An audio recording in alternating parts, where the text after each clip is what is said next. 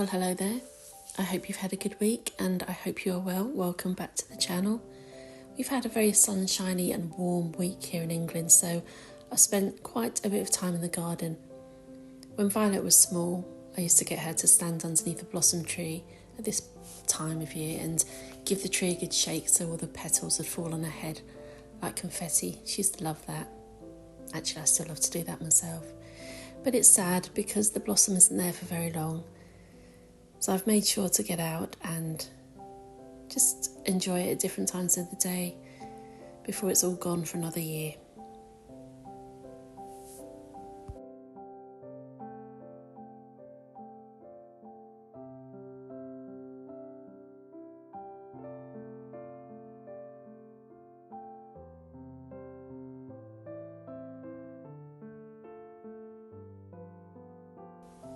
The wisteria is absolutely stunning right now, and the smell in the air is glorious.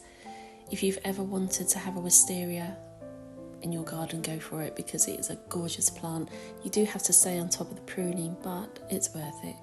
So we've cleared this part of the front garden recently. It was quite overgrown. There was a lot of ivy on the fence, and I've decided I want a rose garden there. So here we see Bill digging some holes, and these are roses that we had in pots, so we decided to put those out in the garden. There they are, and we've since bought some more, so I'll show you those another time. And this is Sunday morning. I decided to make Korean toast for breakfast, and I've made it before. I couldn't quite remember how to make it, couldn't find it on YouTube, so I just thought, yep, I've done it before, I can do it, I'll go for it. So I've melted butter, you add a couple of eggs, and then before the eggs set, you put in 2 slices of bread and turn them over so that the bread is coated in eggs. So far, so good. So now a bit of parsley, and then we just want that egg to set on the bottom before we flip it over.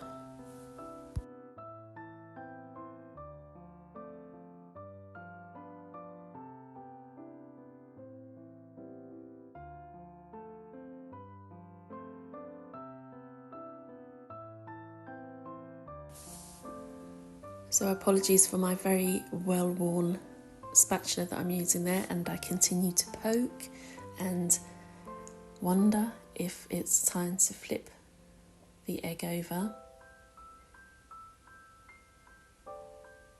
Is she going to do it? Is she? Yep, here we go.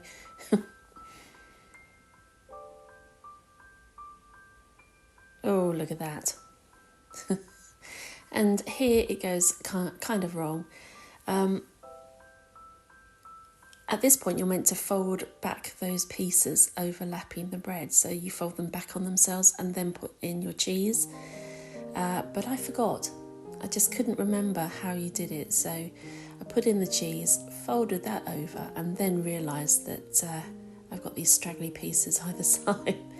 So desperately trying to get them to stick. They're not going to stick. You can flip it over as much as you want, Sadie. That is not going to work. So in the end, I did the obvious thing and just chopped off the ends. So if I can find the actual way to do this, I will link it in the box below. It's actually really easy, and it's really tasty as well. It's a good quick breakfast, but yeah, I just couldn't remember how to do it. So I'm just trying to seal the ends. I'm just making a right old mess here.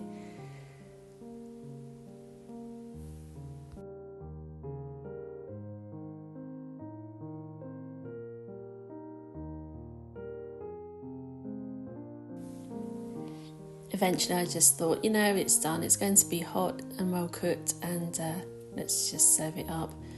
So I serve it cut in half with a bit of sriracha to give it a kick, and raclette. Oh my goodness, that is the cheese to use. That had such a great cheese pull and such a nice flavour. And the thing about this Korean toast breakfast dish is I always think it's going to be quite hard and crispy on the outside, but it's not. It's so soft. It's just really nice. So I hope I can find the video on how to do it properly so you can see how it should be.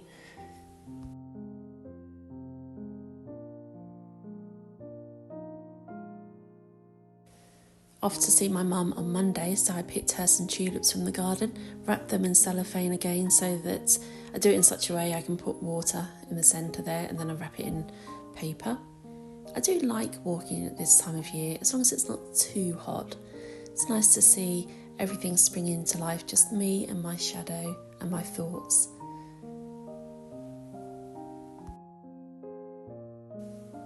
Back home, and I was hungry, so I made a quick lunch of the best sandwich ever. I won't do this again, there was a lot in that sandwich, it was very filling. And then I went into the garden, time to plant out my seedlings.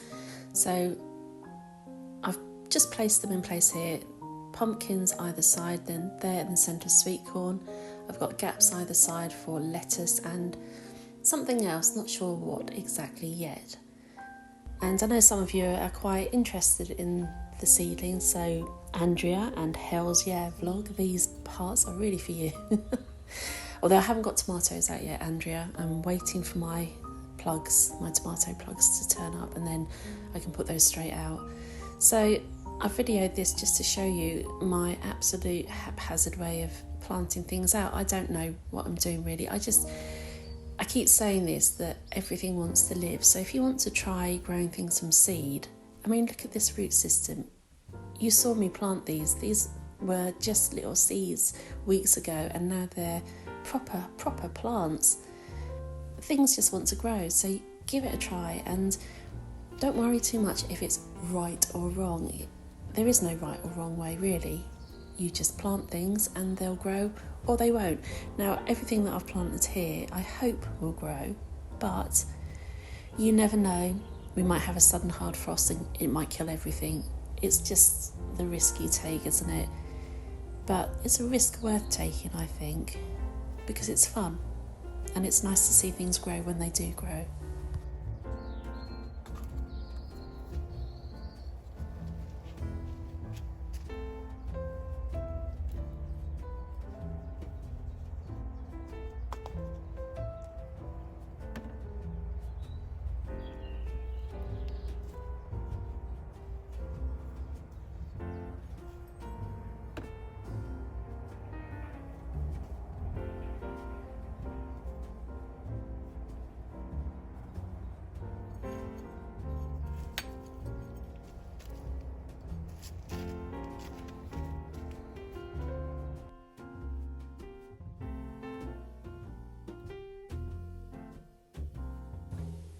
I believe I'm right in saying that sweet corns are meant to be planted in a kind of grid, which I would assume is something to do with pollination as they grow, but I don't know. And that said, it doesn't matter if this is right or wrong, because they'll grow or they won't. You know, some of these plants are going to die, they'll wither, some won't be strong enough to survive, and some might get dug up by birds, who's to say, but they've all got a chance. And as you can see, I'm not exactly gentle. I did break one of these delicate sweet corns, which is just my own fault, but on the whole, you don't have to be too gentle, because you need to wallop those out of the pots because the roots get quite big. And there we are, that's all I do.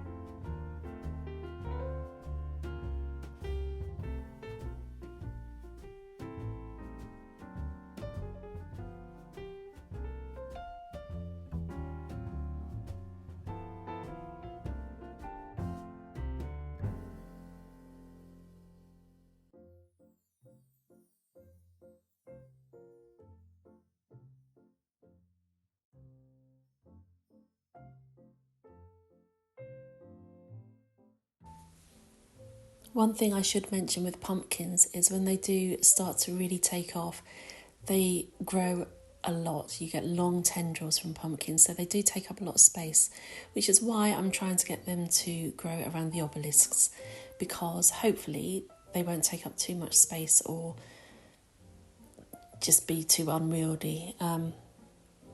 But like I say, they're not all going to survive, so I'm just planting out as much as I can in the hope that they might all survive.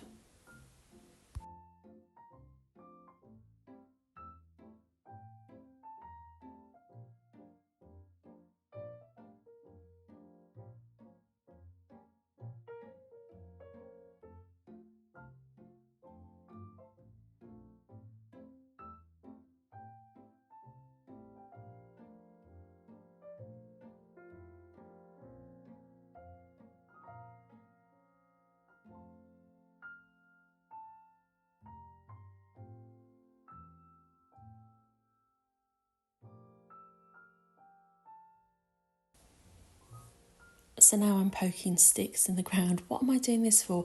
Do you know, I don't really know. There was some kind of plan, and I think the plan is an anti-cat device, because my only concern is Tiger coming along and seeing this as a fresh new toilet for him and squishing all the plants and leaving his deposits, if you know what I mean. So it's just kind of to just discourage him, really.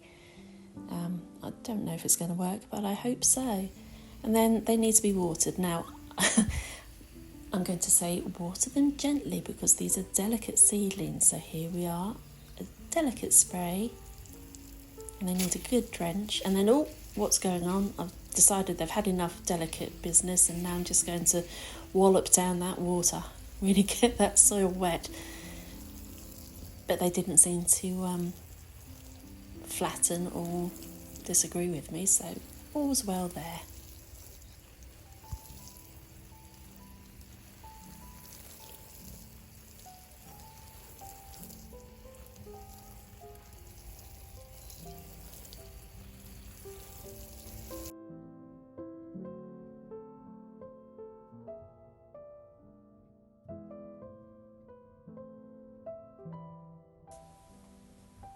I decided I needed to wash the bird baths while I was out, and then this little seedling I was taking in because it looked a bit too small to go out as yet, and I've put that screen back over, again just to deter Tiger from getting in there. And then this gap here is probably going to have pots of tomatoes, so I've still got space for other veggies, and a bit at the back there again to try and dissuade Tiger from getting in there.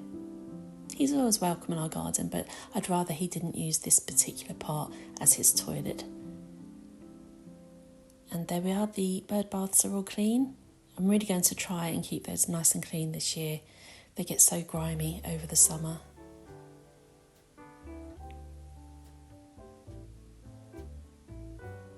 Aha, I knew it wouldn't be too long.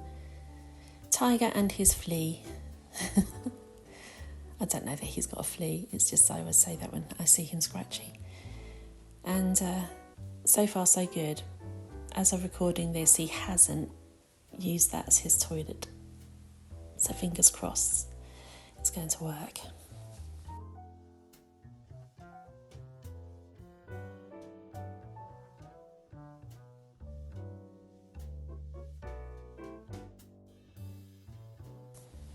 I showed you these in my previous video, and I just thought I'd let you know how yummy they are.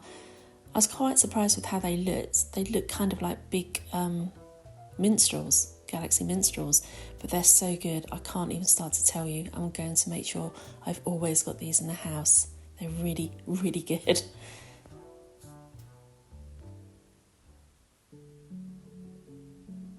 One of my favourite films. I love this film, and this scene in particular, every time I watch it, makes me drool. It's the basic bruschetta, but look, when they eat greedily into it, it just makes me want to try it. So I did. I've tried bruschetta the Julia Child way, and I did Google it to get the recipe. There's no onion, there's no garlic, literally tomatoes, basil, bread and olive oil. So use your thing, just chop your tomatoes, and then you mix with olive oil, salt and pepper and basil, and you leave it for about 45 minutes, something like that. I'll link the recipe that I found down below so you can try it out. And it's the bread, isn't it? Because normally I bake the bread for bruschetta with garlic over it, but this time I fried it in oil, quite a lot of oil. I would say I used a bit too much oil there. I also need to get a better frying pan because that one's not very good. It kind of domes in the centre so the oil goes to the sides. But let's just listen to how crispy that is.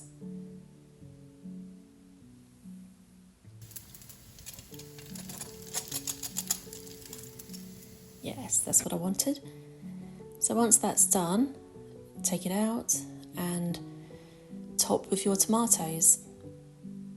And I've made quite a lot here, but I didn't waste what I didn't use. I used it the next day. I made some spaghetti, and I did add garlic then, and I mixed the tomatoes through the spaghetti, and with a bit of parmesan. That was fantastic. So we just topped that. And then I thought, is this going to eat well? Are the tomatoes just going to fall off? But you know what? They didn't. And I'm amazed at that, because normally when I make it, the tomatoes go everywhere. And there we are, the finished product, and let's listen for the crunch. And this is genuine me crunching into one of these.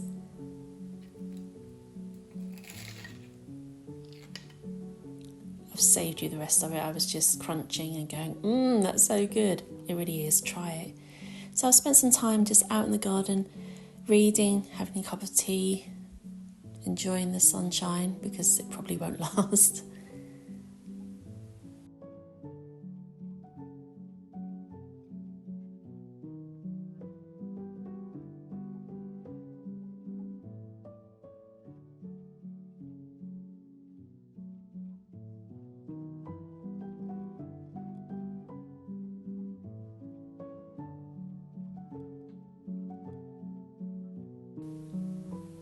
Weekly shop now, and I've got lots of flowers this week.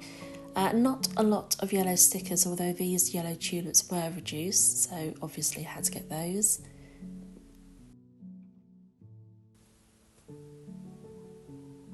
The latest edition of Delicious was out, so of course I got that. This salad, not reduced as such, but on offer because it's a new product. That was £1.44. Of course, I had to get more of these, and I noticed they do chocolate Brazils. Oh, I love chocolate Brazil, so I had to get those.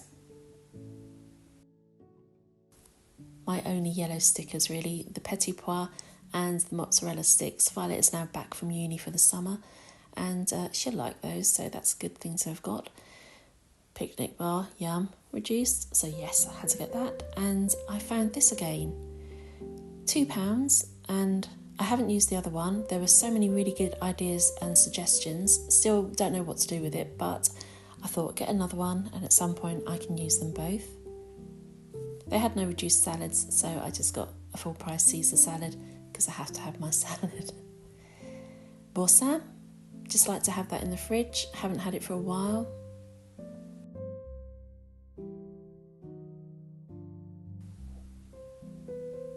Pastry was on offer, so I got one of those with the intention of making a quiche, and I'm so glad they're doing this again this summer.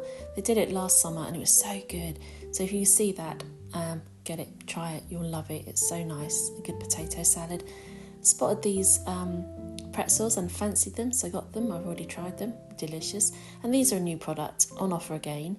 I thought they'd go well with the Boursin, and so I got those. There's a cat, always has to see what I've got. And these are normally about £5 something each. We're running low, so they're £3 at the moment, so I got a couple of those. Asparagus, just to eat as it is, 2 for £4, not bad. And crumpets in the shape of people, come on, had to get those. They look like gingerbread men. So that's it. Kind of interesting shopping. Oh, and a pasty for my lunch. Not a lot of reduced stuff, but quite a nice little stash of the more interesting items. The rest had already gone away. So this is the quiche that I made. I have no idea why this has gone in slow motion, because I didn't do that as far as I know. So the quiche is just bacon, mushroom, cheese, onion, and I've put tomato on the top. It looks an absolute mess, but it tasted really good.